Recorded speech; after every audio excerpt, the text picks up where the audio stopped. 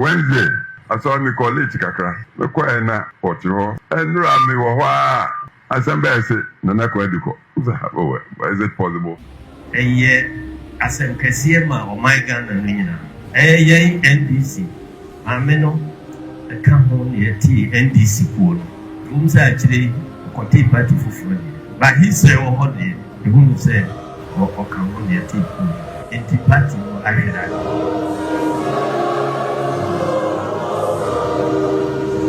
Arehosam said this was the last public appearance of Nana Konadu Agyeman-Rawlings, Abra Oko Onwani namesake. A day before say obefrimu Mrs. Lucy Nana Konadu Yadom Ifa na ye and Oko ya omo ekoye na ufusumu wa sorry Christ the King Catholic Church. So she was there on 22nd October and died on 23rd October. Eho and a President Kufuor any other dignitaries nina ekobia uhwe Nana Konadu Agyeman-Rawlings to nyom it is well with my soul.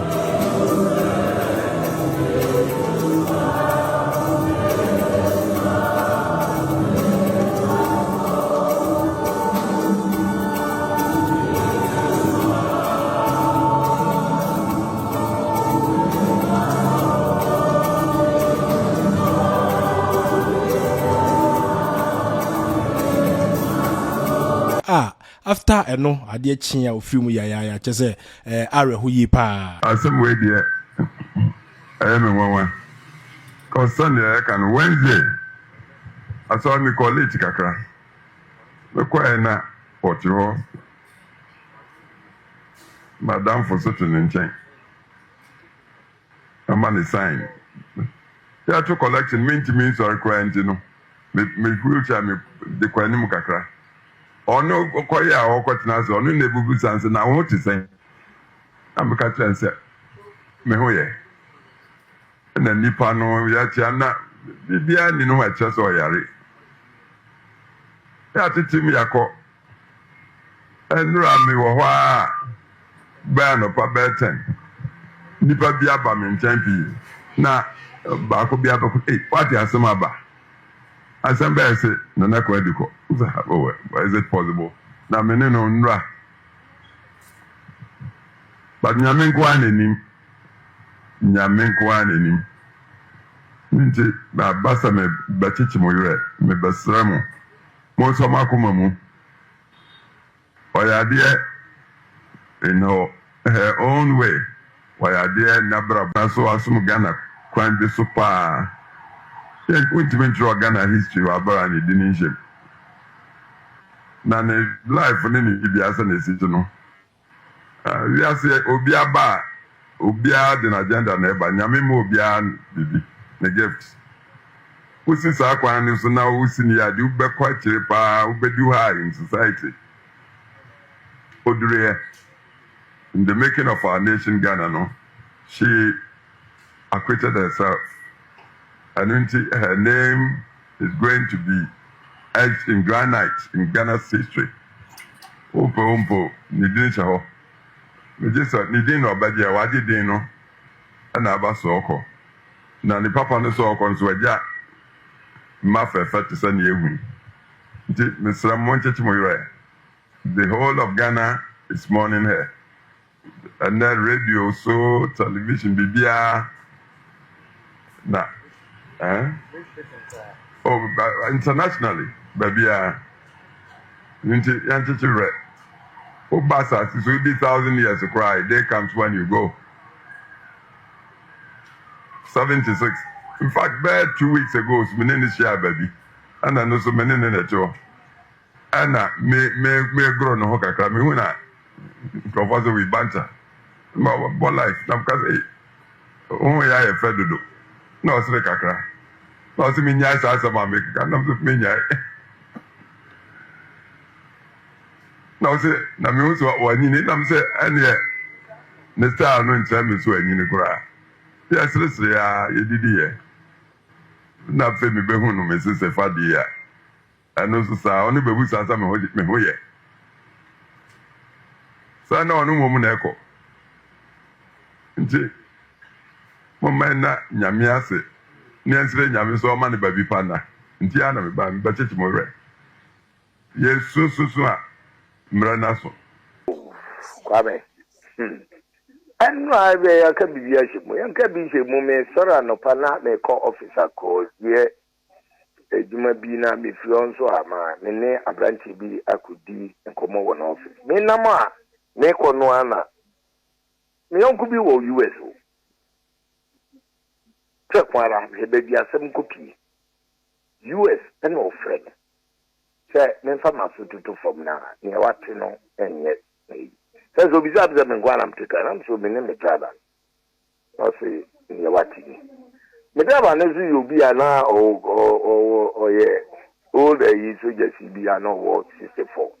And that few wants to be a taco pie into your length war. And I may catch and say, we have fast a mamma to do until Modiana Gina now will go for never one formula this almost. Of Frey na Nipan or Monfa, Namsi okay with a young corner. It is a cooking common wall. Office will never be a mid-sign above baby or Pakika and Ama, Nana Konadu Chief. A friend is a mamma in ya. She was in a coma. Your mother no echo customer what? Now, then you soon kitchen a papa Mumbedo Muguso. They say a ticker no more air conan and the phone friend. I'm unpacking now, pick me in. Pikia, Nipana one as you. I don't know. I just say, Kwame, I call you assistant party straight away in a Yamaba officer, my boy named Manona. Maybe a very few. This is near now, Mehoya Meno. Maybe some men will say, I mean, I know that the word dear one in Namoa. Fatty may I see you no one near you know about the same. And I just say, I ask it. You nipper be a obey or mopai former MPP. When is the 12th November Yana? Found us we are 5 years old. Omugusua, Omuye program beer. Yedi ebe yes, Adeno. Enti sa MP count one name. And crying na Ekoba. And I know some friend in the business. Then you so no coffee on night to say. Now my minister and home fan papa, Intino, and Yadia or Han on the dinner near Oyana no Gusa or Inti. Also be Friday because now we need a man who baby. I'm Paul Freyana, on also friend back to say near Conense and your papa near what he did. And coming says, Ubi Sami and Sanity, and no question me. Mammy, we feel dear free money, no question me. Only Nikulina, Fabio Muno, Aquacoye, because Jerry says, someone Yariana, why she be ama, be a would say, so Yarita only. Now, my music, dear, coming. Quiet, Yameba first or Befray and the yeah, TBM Munozi and Pastor Manoa. Yabeka say, Ompe, baby, Pebina, on Fancy. Say, Moo, Meha, and this in Penifua. No pre woman say, that kind of before no neighbor, and say traffic situation in the Maya, Yedika, a Jaw. And said the chairman who did kind. And Nora, Yantia Semode. They were Keta. And the Ademi call Keta and they said, you found a woo, and film to prepare a penny. I think 15th. Ever quack or yet, na ye, a member requires traditional funeral. Na yene ma ene party panifo nyina ka kum se ye be kwa akoye sa aye no e ka se aja do kwa kura enti de de me ko e no na sa aye no hon toto ya na ka mene aglo abusuafo e kwa akohwe ne atoto no wo ho na fe so asaye Majuma Kakra, a ports and harbors, a ought to be work at our Tiati meeting no Tiana, one frame, a car say, Assembly, I see. And I'm sure a yellow bread, Tiwoman, I'm free, Larry Ebisa said the meeting in at the same and also the man why not on checking out on sign frame. Till one or friend said a young pack.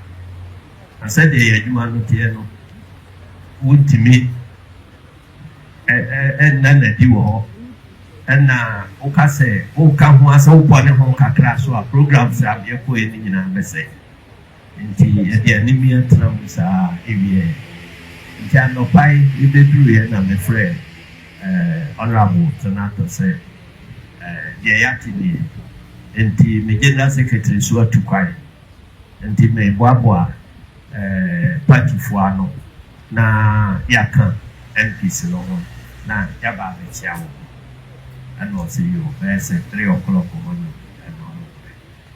Indeed, and the one who was. Yeah, the upper. Now, the Asiedu, the Namia Pine, will be at Jassier until about there was a fancy. When the Ma, SCC, Nansaya, the Dekai 30 years, yeah, Beijing conference, yeah, now Mammy could do the animal coil and fear a Diasa Pepe penny. Almost high friend, 30 years plus, Beijing 30 years plus. I feel so. There were Mammy Konadu, the General Secretary, I know 31st December, General Secretary, a year, Yeniaba Cecilia Johnson. Also, a bear said, now Kibemi and Sunny, and also a free. Until last week. Yeah, and in the bush and for no tewa, yeah, no home to 3. Na ye share delegation, ever babble, Mammy Konadu Agyeman-Rawlings, and we shall about the sea. Ain't Sabri, ye walk on here near Mupa, and say, Mammy, no, or no, so.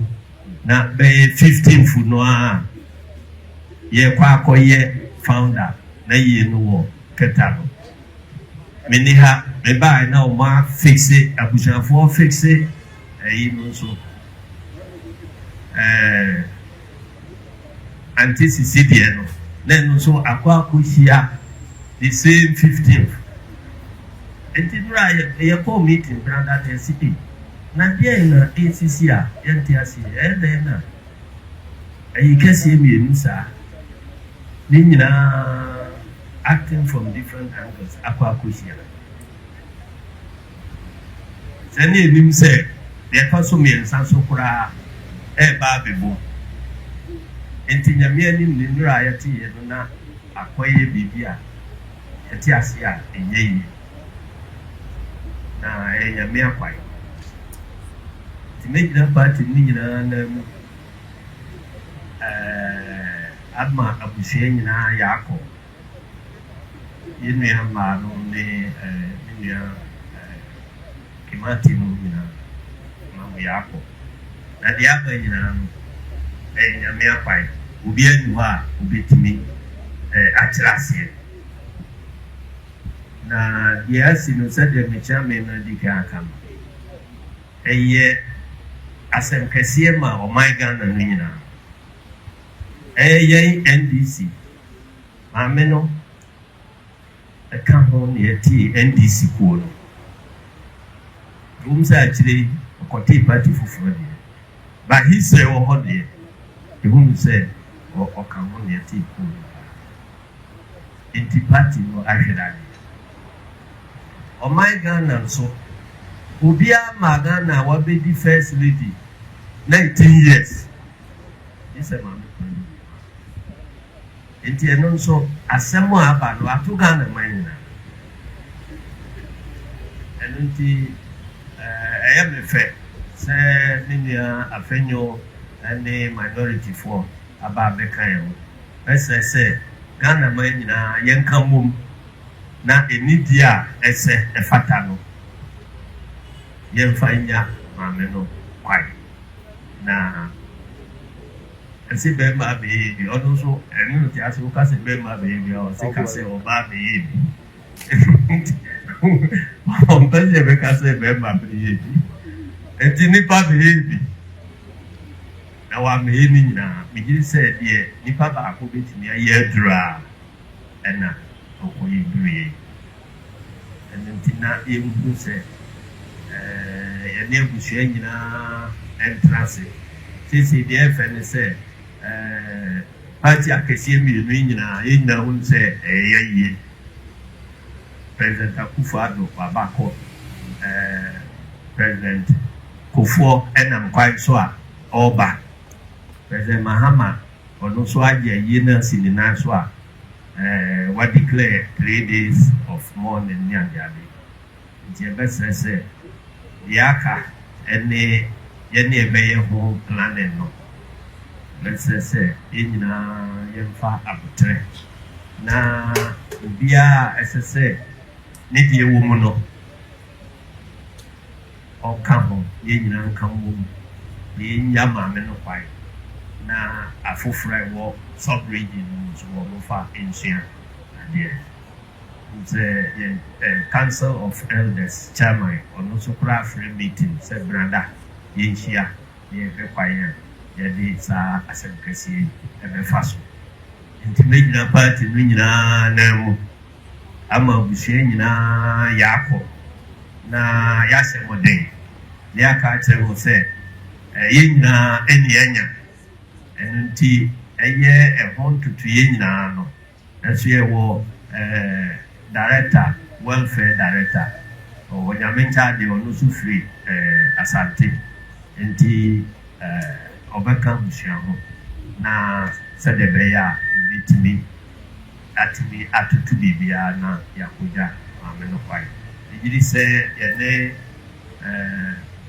cancer for this year? The people say, if you are Keta years of Yanyan Day, in Twins, and now the Beko, they are very way.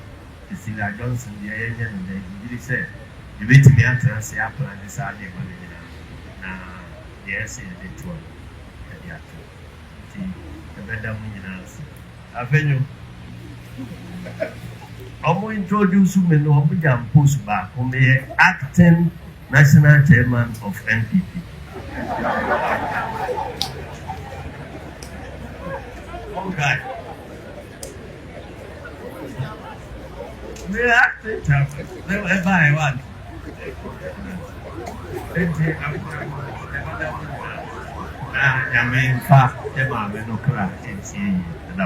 Nana Konadu Agyeman-Rawlings didn't make a big difference in the empowerment of women.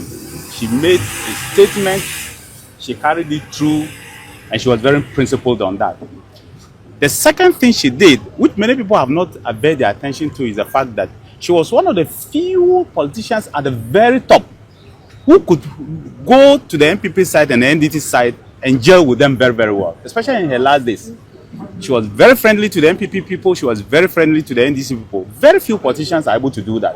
And both sides trusted her. And so for me, these two things made her stand up. And I think that we would emulate her, wish her the best in her journey to heaven. We will get the family to be strong. We are asking God to provide and guide them in these trying times, especially the fact that they didn't know that this will happen. But I'm saying that all women should mourn her. All young people should mourn her. She opened the way. She was a torchbearer, and she did a lot for this nation.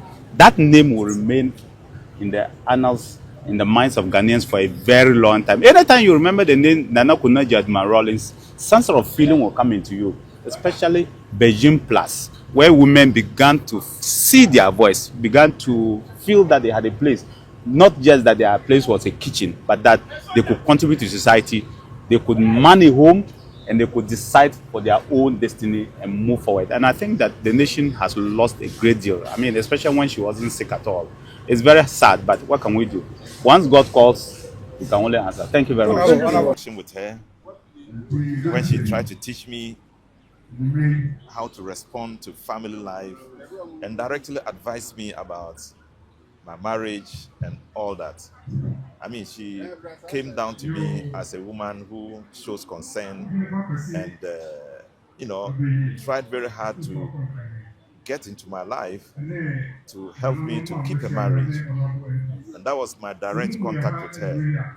But in an overall impression about how she influenced development in Ghana, she directly worked with the president of the 1992, first president of the 1992 political dispensation. She did a lot of things for this country. She impressed us, supported to form a party, form her own party, got involved in national politics, and did so much.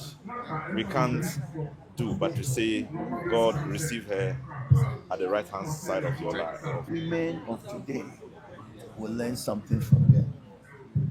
How to get involved, how not to sit on the fence, how to participate in every aspect of our national upbringing and development for the betterment of our country. She was an example of what we should do. All right. Thank you very much. Mama no ye mama. E fa ye papa jeje ti. Ye mama. Na mama no so no be first lady no ye adwuma. Me free techi mabo no is. Obebie gare factory e wo ho e ma techi maman. Nti ho yina me da so de den. Ni so mama na ye adwuma kese ama Ghana.